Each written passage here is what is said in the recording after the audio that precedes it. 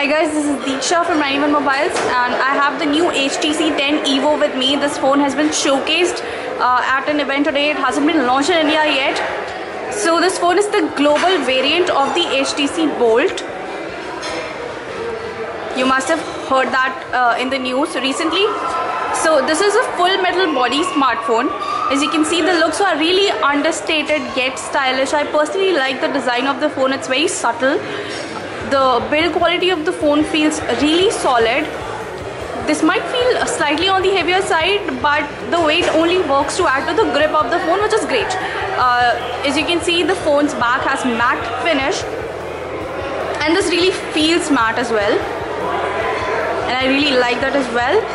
I can see some smudges and fingerprints. It is definitely getting dirty. So yeah, not a fan of that. So this full metal body smartphone is IP57 certified. It's water, dust and splash resistant, which is great. It works in its favor. HTC says that it's the world's first full metal body smartphone to do so. The screen is attracting a lot of smudges. Now, talking about the screen, this is a 5.5-inch display and it sports 2K resolution. So the screen really looks very crisp. I don't like the colors though, they seem a little dull for my liking. The blacks are really deep, which is great. The touch response is good. The viewing angles are average.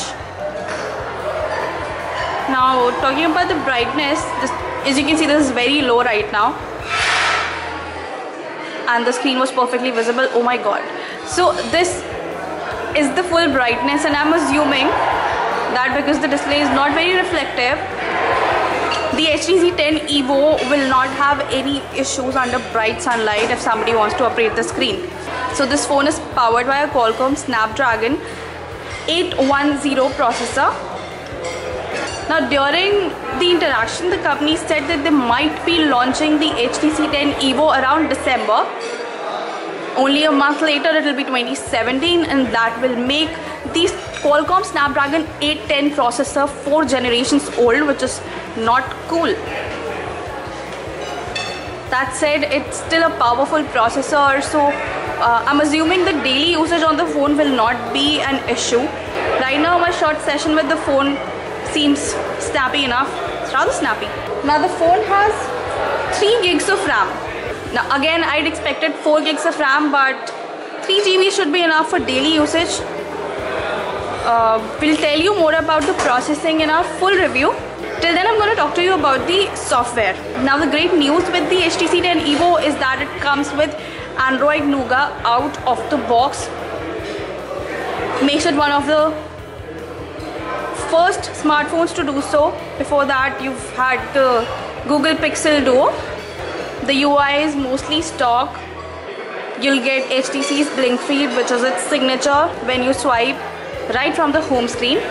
Other than that, it's pretty basic. You have HTC's theme app to customize the look and feel of the UI, but other than that, there's nothing special about it, apart from a few preloaded apps that I can see, like Instagram, Messenger, Facebook. There's an app called Ice View. Yeah, so that's pretty much it. Not a lot of bloatware. All these apps are useful apps. Now let's get to the storage. 32 GB of built-in memory. 64 would have been better, but you get what you get. So 12 GB is already used, so you get around 20 GB for your personal use. I'm assuming that this phone already has some apps which were not preloaded on the phone, because 20 gigs out of 32 GB is a little surprising. The HTC 10 Evo has a 16 megapixel primary camera with face detection autofocus, and it has a BSI sensor, so low light imaging will be good. It's got optical image stabilization, so capturing shots with movements will be easier, or everyday shots would be a little more stable, because OIS will help you if your hands shake while you click pictures. Phone records 4K videos as well. The front camera that you see right here is an 8 megapixel camera, and this also has a PSI sensor, so low light selfies would be good. I'm going to show you the default camera application. There are some shooting modes like panorama. You can shoot hyperlapse or slow-mo videos. You can click selfies in panorama view, and then there are the usual camera settings and toggle for HDR mode, and that is all about the camera app. So it's very minimal, which is great. I have some bottles lying around here. I'm going to quickly click a picture and show you. This is the picture. The camera has captured really good details. We're not standing in very great lighting, but still the picture looks nice. But we'll be able to tell you more about the shooting prowess of the phone in our full review. Talking about the battery, this phone is backed by a 3200 mAh battery, which in my opinion does not sound enough for a 2K display, but we'll have to wait before commenting. There's one special thing about the HTC Evo among others, that it's got boom sound adaptive audio. What this technology does is, when you're using your earphones, the sound that is sent to your ears uses a sonar-like technology to reflect back to the earphones, and that way this phone customizes an audio experience according to you.